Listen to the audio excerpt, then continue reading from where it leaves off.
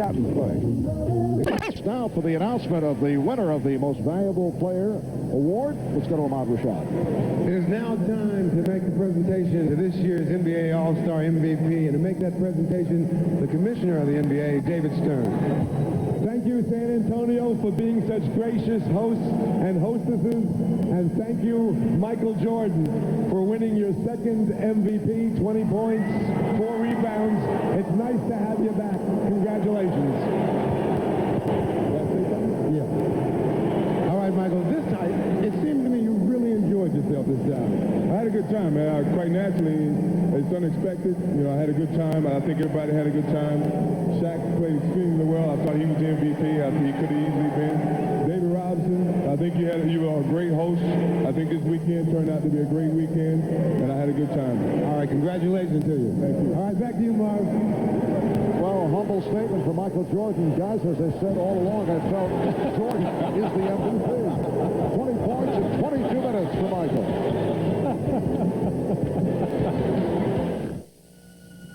AT&T introduces a tool that will change the way your business runs. Out of the West 118, the NBA on NBC returns next Sunday with a doubleheader, starting with Showtime at 12:30 Eastern.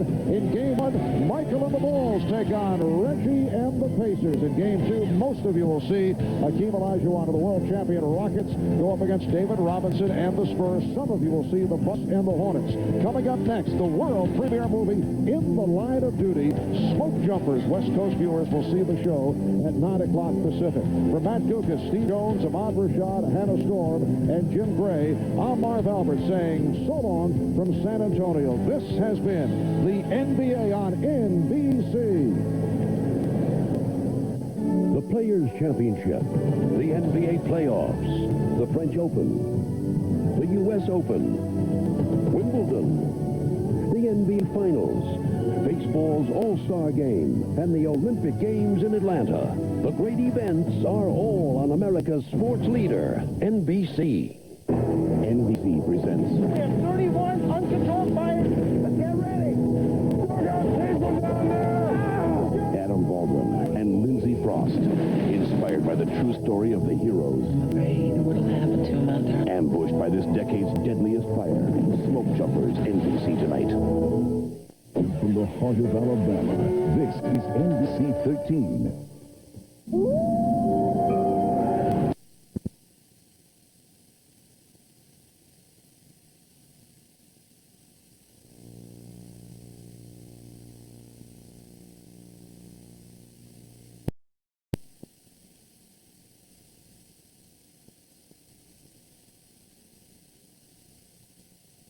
Nearly unstoppable this season from the Portland Trail Blazers, Clifford Robinson. This sharp shooting guard has led his team in three-point accuracy last year and is among the best again this season from the New York Knicks, Hubert Davis. One of the great success stories in the NBA after spending 6 years in the CBA. He's found a home behind the three-point line from the Washington Bullets, Tim Legler. He started an NBA record by making 10 threes in one game, and he's already made more threes than all of last season from the Dallas Mavericks, George Mcleod. He's the most accurate three-point shooter in the NBA history and ranks near the top of the league again this year. Back for his third time from the Chicago Bulls, Steve Kerr. This wingman has made his team one of the most complete offensive units in the league, making his second appearance in the shootout from the Orlando Magic, Dennis Scott. He has set an NBA record by making at least one three-pointer in 89 straight games, returning for his fourth appearance at the AT&T Shootout for the Boston Celtics, Barros. This season, he's already made more than 100 three-pointers, defending the title he won last year in Phoenix from the Charlotte Hornets, Glenn Rice.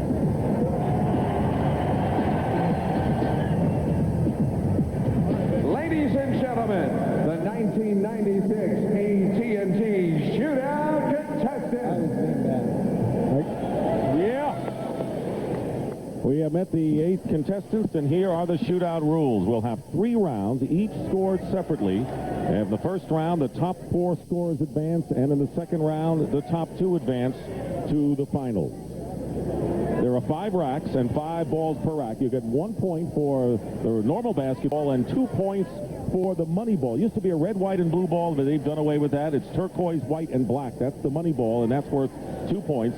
And, of course, you can get as many shots off as you can in 60 seconds.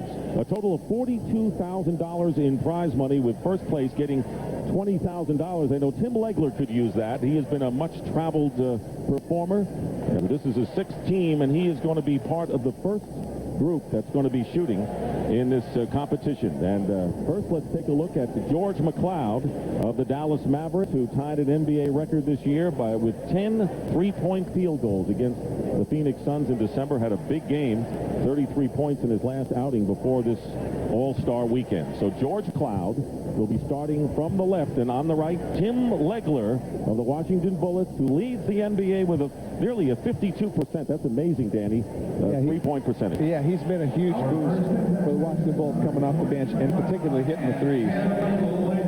So they're ready to go. A little tension in these people as well, I'm sure. You've been there. No question. Legler's experience, though. He won the three-point shootout in the CBA, and he's shooting for his new baby, who was induced on February 1st. He wanted me to be sure to say hi to Jennifer and Lauren at home. He couldn't be here. So Mcleod, he said he wanted to really take his time, because earlier, when he was working out at it, that he took too much time, and he wanted to make sure that at the end of his rack, he had time to go. Legler hits the money ball. That's a big one. Legler's in a great rhythm. Mcleod, he needs this when he got the money ball. Mcleod in his favorite spot, the wing area, is the one he wants to can. Right now, he's not doing so well in that one spot. And this is a big one for him. Oh, yeah. That's 6 in a row for Legler. Ever the record is 19 by Craig Hodges. Legler is not as comfortable shooting from the left side as he is from the right. So this is not comfortable for him, although he hits the money ball. Legler defeats George Mcleod with those unofficial scores to advance. Perhaps we'll see what the others do, but I'll tell you, 23 points. That's more than anyone got last year in the first round, and Legler hit all 5 money balls. Well, you know, they said that 15 points in the first round last year was a good round, but now that the line is closer, it makes it a lot easier, doesn't it, Danny? Absolutely, and last year it wasn't indicative in the scores, but I think it will be this year. Legler had 2 long streaks right there. He had 5 in a row and then 6 in a row. Mcleod gave it a little rally there for a while. You know, he was shooting it well. This was a good spot for him, top of the key. But when he went to the money ball, he nailed this one. But this is the spot that he really had a problem with, the wing. And he told me earlier that that's where he wanted to nail him. Well, last year they moved the line into 22 feet all the way around. But no one managed to get 20 points in the first round. But a very good performance by Legler. 23, Mcleod 18. And, of course, both could very well still be alive, because we still have 6 shooters to go. Here's Clifford Robinson, 6'10". He's got to be one of the tallest, I think, ever to compete in this. Deadlift shrimp right about that time. Second most three-point field goals, however, in the NBA, going against Dennis Scott, who has the most in the league. Well, this could be a key. Remember this, that Legler made 23. Now, the first and second guys, if they get real good scores, could end up having to wait an awful long time before they shoot again. Could really pay dividends for him at the end. Dennis Scott, who has made at least 1 three-pointer for a franchise record 51 consecutive games. Robinson will start from the left corner of the court, and Dennis Scott from the right. Dennis Scott told me that he was better suited for this last year. This year he's been trying to work on just being an all-around player. Now they won the three-point shooting contest. It's important in the first rack. He said the key was to get 3 out of 5. And he did get 3 out of 5, but he did hit the money ball. Now Cliff is changing his style. He's going to a set shot. He's particularly a jump shooter. But you know, Cliff Robinson, I think he belonged in the All-Star game this year. He has a pretty good attitude just to be here and participate in the three-point shootout. He wants to beat Clyde and Michael Jordan's all-time lows. That was his main goal. I talked to Dennis Scott and said that, Reggie, I'm going to tell you something. Everybody thinks it's a lot of fun, but I want to win this. He said, this is going to be fun for me if I can walk up to him after and say, thanks for paycheck. He's hit 3 money balls. Dennis Scott has. Legler hit all 5. That's what's hurting Cliff right now. He's been able to hit a lot of shots, but he has not been able to convert on the money ball. Dennis Scott is in a massive rhythm over here. almost all 5 balls and the money ball. The 7 in a row. 8. Oh my, and the money ball. He hit 4 money balls to Dennis Scott, and Clifford Robinson just said, what am I going to do against this guy? An easy win. And remember, to have gone head-to-head, Clifford Robinson does not walk off as if he is going to last into the semifinals. No, he definitely won't with an 11 score, but Cliff did pretty well. He's not as pure a shooter as a lot of these guys. Cliff is a very versatile, all-around basketball player. Dennis Scott right here was in an incredible rhythm. He hit all 5 of these balls and the money ball, and then went over and hit 3 or 4 more. Cliff hit all the other balls, shot the regular balls pretty well, but he did not convert on any of the money balls, and that cost him in the final run. I think the key for Dennis Scott in this is he was really working. He said, I worked hard. This last time I came and played in this, I was just came and did it. This time I worked at it. I worked on shooting from the left to the right. Here are the standings so far. Legler with 23, Dennis Scott with 19, George Mcleod with 18, and Clifford Robinson with 11, with still 4 more shooters to go. Here is Dana Barros, who finished second 2 years ago behind Mark Price. This is his 4th appearance representing the Boston Celtics, and a lot of people think this guy has a great shot. Steve Kerr, who's 3rd in the league right now, holds the NBA career record for the highest three-point shooting percentage. Kerr will start from the right-hand side of the court and Barros from the left. I think Steve Kerr's got a great opportunity here because this is his third try. And you know when a guy doesn't make it the first 2 times, he's really worked hard at it. He's hungry. He is very hungry. Matter of fact, I saw him in Chicago with the ball of wax out working on his game. He said on a 10-day road trip, he had 4 solid days of 3 times a day working on this game. Dana Barros is red hot. Dana Barros is a great shooter, and he holds the NBA record for most threes in a consecutive game and the NBA record. So, you know, he practices a lot of three-pointers. Kerr hits the money ball, however, to climb back in. Kerr said the top of the key was his favorite spot. He's not done well from up there, but he's got a chance to hit the money ball, but he still makes it big for him. Dana Barros is on a good roll, too. He just hit the money ball. He needs to have a strong finish here. This is a great battle going on right now. And see, right here toward the end is when your arms start getting a little bit tired. You may not be getting as much lift. And it's important to really concentrate. It's going to be tough for these guys to shoot jump shots to get all the balls done, to get all the balls off here. But Steve Kerr said he didn't care if he didn't get them all. He just wanted to make the ones he shot. And Kerr, who made 4 money balls, misses the last one. Had a chance to go ahead.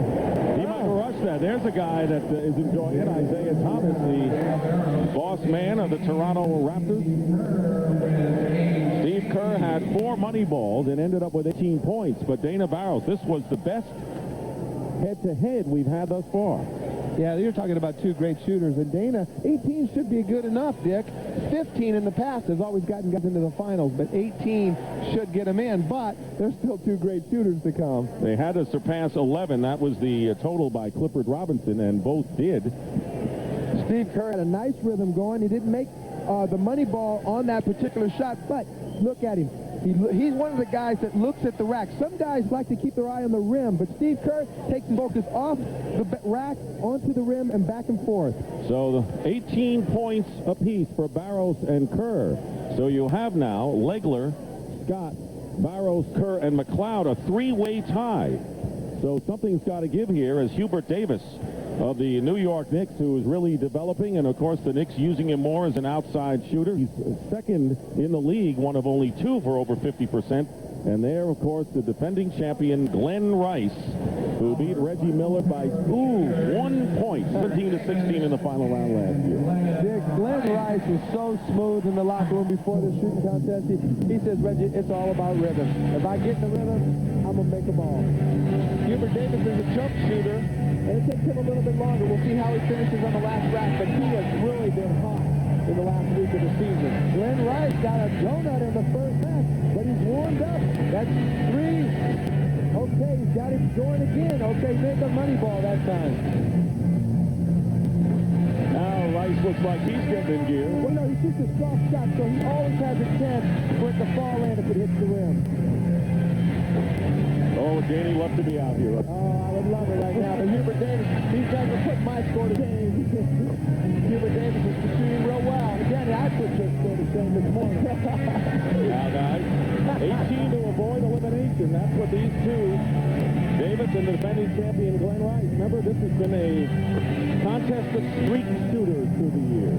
Right now, Hubert Davis needs to make the money ball. He's out. Oh! And it looks like Davis and Rice were the unofficial 17, so neither one of them will advance to the semifinals. And you know, you can tell this year, finally, that shorter line, Dick, is coming into play. The scores are a lot higher than they've ever been in history. Well, Glenn Rice said he wanted to get in the rhythm, and he started off slow. He ended fast. This is a great round for him on this rack, but the first two racks really killed him. Hubert shot pretty consistently all the way around. He needed to hit that money ball, though. It was a good performance. One shot made the difference. If this goes down, he makes it. Otherwise, that's the $1 million shot, Reggie. Danny, I think that the guys that are jump shot shooters are at a total disadvantage at this. Oh, yeah, this is not real basketball. So here we go. Everyone who had the 18, the three-way tie for 18, all advanced. Legler had the most with 23. And Dennis Scott, 19. Mcleod, Barros, and Steve Kerr with 18. And 4 will advance. And we will have a shootout here with Mcleod and Barros. And then Kerr will go. We had a three-way tie for 18, and someone's going to have to lose out. 24-second tiebreaker. I have to think if George Mcleod gets into the later rounds, he has an advantage because if you're watching, he doesn't leave the ground when he shoots. He's an arm shooter and set shot shooter. So I think those guys have the biggest advantage. Like Danny said, this isn't real basketball. Well, we know one thing. We're going to have a new champion this year because Glenn Rice did not survive the first round.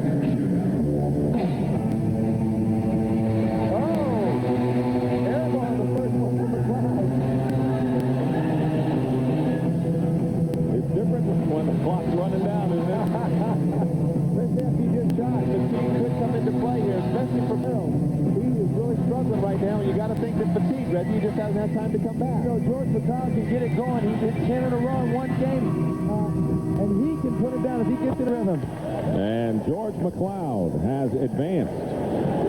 And will go against Kerr now, so the total for Mcleod was 7, and Kerr will go solo from the right side of the court. Well, I think that's really tough. When you're going solo, you have nobody over there shooting against. But the good thing, Reggie, he only has to make 4 to advance. So that's all he wants to do. Matter of fact, if he makes 4, he might as well just quit and save his energy for the next round. Good idea. Mcleod with 7 is in. So Legler, Scott, and Mcleod. Kerr needs 4 to pass Barros and become the final semifinalist. This is big for him after having 3 tries. This is a great opportunity for him. I don't think there's any question he'll do it. He's halfway there. This will do it. One more. Hello. Okay, Brad. Just Brad, Steve. He doesn't need any more. Take your time. Maybe he's practicing for the next round if he needs it. Well, you know, I think someone should have probably told me this, you know. Maybe he needs to coach of his own. But that's a part of the strategy. Well, he really slowed down. He knew what he was doing out there. He ended up with 8 points. Dikembe Mutombo on hand, checking the scoreboard. So, Tim Legler with 23. Dennis Scott with 19, Steve Kerr with 18, and Mcleod with 18. Both advanced after there was a 3-way tie for the final spot. They'll go on.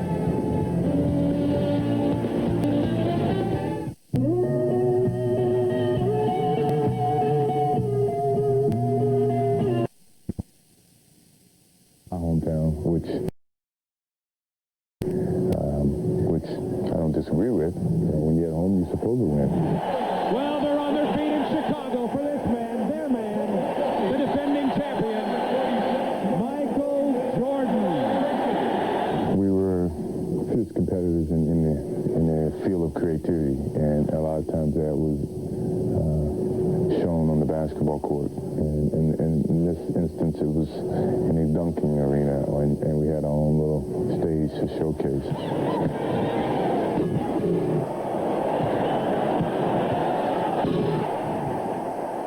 It was the last time that I can remember that the competition was so much of a thrilling to watch because you knew the appetite or the element of creativity was about to be elevated with the two parties that was involved.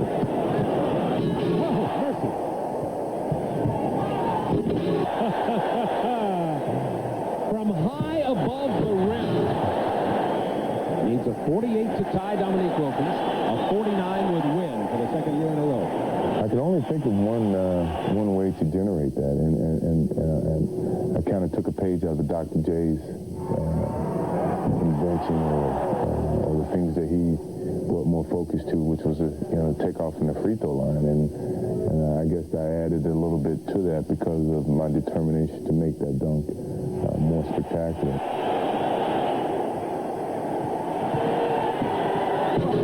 When I did it, I really felt I had an opportunity to get a 50. I didn't know, but I had a good opportunity that I would get a 50.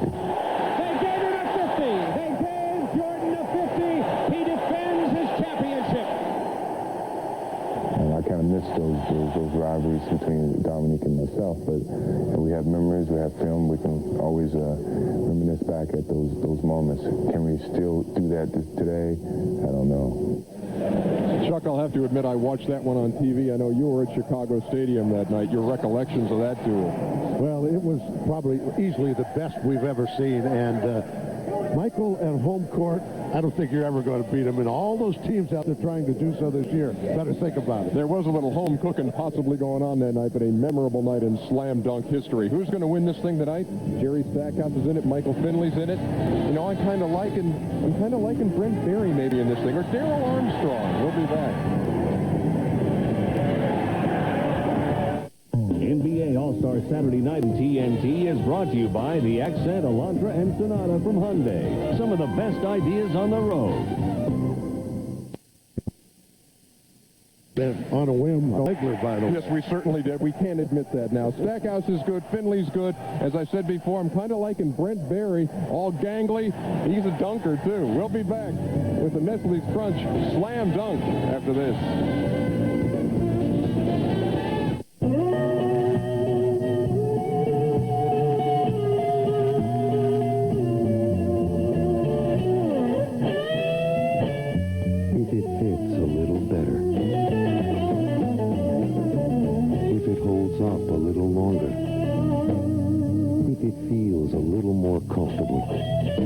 Surprised. We've had a little practice. It takes a little more to make a champion. What do you say to the woman who makes you feel lucky to be alive? At FTD, a tulip means luck. How do I tell her I trust her with my life? A freesia means trust. There are no words for what she makes me feel. And a red rose means passion. If you can't find the words, only the FTD Romance Bouquet says it all in the language of the heart. See your local FTD florist or call 1-800-SEND-FTD.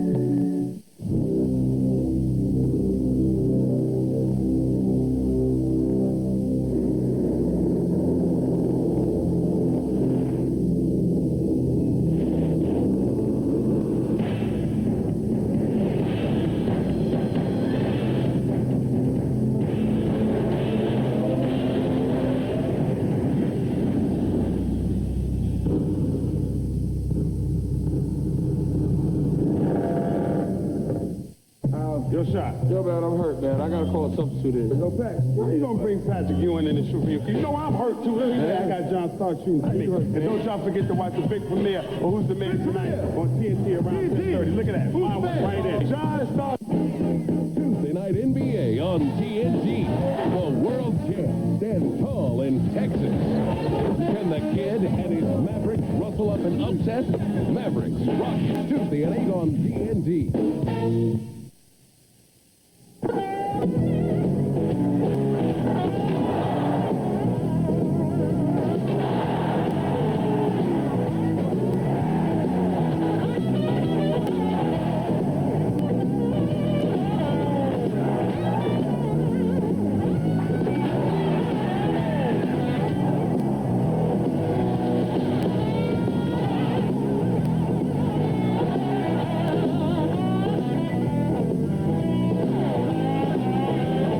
going to have an all-new field for the Nestle Crunch Slam Dunk, and only the 4th time in 13 years of this event that no former champion is in the field of competitors. Harold Miner won it last year. We have a Miner this year, but it's a different guy, Greg Miner, M-I-N-O-R, of the Boston Celtics. It should be exciting. Right now, let's go over to Craig, who's with a cover boy, just about every magazine you could think of. He certainly is the biggest story in the NBA, the return of Magic Johnson. Obviously, you love this game. That's why you're at the All-Star. Oh, yeah, and my wife twisted my arm to say I had to come and bring her. So we're here having a good time. And, you know, whether I was playing or not, I've been here since I've been retired for the last 4 All-Star games. And this is the event to be at. Whether you're playing or participating or not, you still want to be here. It's festive. It's the greatest show on earth. You get to see guys shoot. You get to see the rookie game. And, of course, this is what we all been waiting for, the slam dunk. And then tomorrow, you know that the game is going to be incredible. Biggest question I think asked this weekend is, will Magic bring the Lakers back? I don't think there's any question that they are now a big contender. Let's go back to the table. All right, Craig, and they're on their way. And right now, to meet the competitors in the slam dunk, let's go to the public address announcer, Stan Kelly. And now, here are the competitors in the 1996 Nestle Crunch Slam Dunk. He may be the shortest player in this year's competition, but when he goes up, there's a whole lot of air between him and the hardwood from the Orlando Magic, Darryl Armstrong. Hello. Instead of Hall of Famer Rick Barry is a high-flying rookie guard with moves all his own from the Los Angeles Clippers. Welcome, Brad Barry.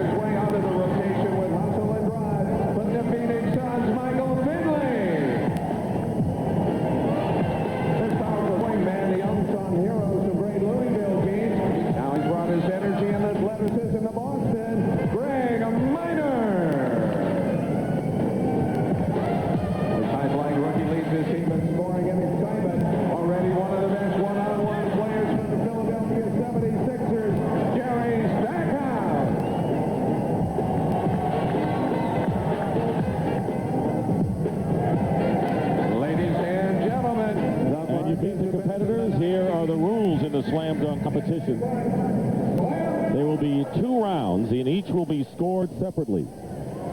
Now, in round 1, each player will have 90 seconds to attempt 3 dunks. Does not have to make 3, has to attempt 3 dunks. And then in the finals, the best score of the 2 dunks, not the total, but the best score will win the competition. And, of course, the prize money, $41,000 in all and $20,000 to the winner. Let us meet the judges in this competition. Dave Cowens, an assistant coach with the San Antonio Spurs. Julius Erving probably invented this competition. George Gervin, who's headed for the Hall of Fame. Artis Gilmore, who started center for the Spurs. They are the judges in this competition. Maurice Lucas from the Portland Trailblazers, a bruising rebounder. All you need is a point guard there, and you got a squad. Not a bad squad. Not a bad one. Yeah, but what does Maurice Lucas, Dave Cowens, and George Gervin know about dunking? Well, they've seen a few. Now, the order has been determined by draw, and Brent Barry is going to go first. Tell you what, we saw a lot of these players with some spectacular dunks in the rookie game. Well, not only that, I think that going first is an advantage in some sense because you're pretty warmed up. Well, I talked with the judges, and what they're going to judge is on this entire performance of this first 90 seconds. But Brent Barry, I thought he had a 48 in the rookie game on an alley-oop. Now, that had a little flavor to it. He's just got to make sure he gets 3 dunks in, and then he can go for something spectacular. That wasn't spectacular? It's the best one we've seen. That's not a bad one either. Remember that Drew plays on the Georgia Tech basketball team and has done pretty well. And today, Georgia Tech defeated North Carolina in a big ACC game in overtime. He's going to bring out the free throw line. Dr. J invented this dunk, I don't know how many years ago, Reggie, 20 years ago, and Brent Barry is going to do it in the first round. He's bringing it out. But you know what? You have to love it because it's still a tremendous lead.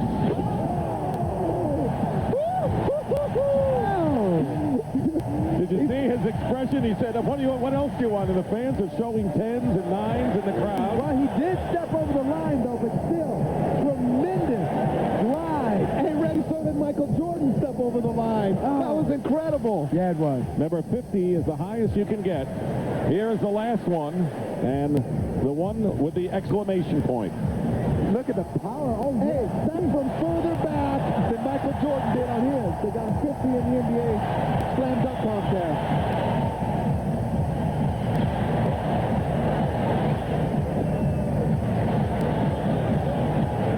Let's go to Cheryl. Hey, Brent, I know you have to be pumped. This has to be the first time I've ever seen somebody go out, do the dunk with a sweat jacket on, but you were certainly sensational. I got to stay warm. I don't got much of a body, so we're trying to stay as warm as possible. But it's tough to come out, Cheryl, and be first because the judges are a little tough on you. And as you can see, the scores are a little bit low. But hopefully I'll be able to get in the second round. All right, good luck in the second round, partner. He doesn't have much of a body, but he's got a set of legs on him. Hey, well, the next time he comes, bring your chest, Brent. All right, here's Darryl Armstrong, 6'1". Now, he only played in a handful of games so far this year. Spanish League All-Star, and he has been tutored by none other than Shaq. Well, he said that he's got a dunk he's going to bring out if he needs it, that the whole world is going to love. Oh, little fella. Pretty good start. Well, he's a little guy. He's only 6'1", and Shaq and Penny campaigned with Rod Thorne to give him this contest. He only has one dunk in a game so far. That's got to tell you something. I'm going to give you a hint of what this dunk is called. He said, Reggie, I got a lot of shoes to fill.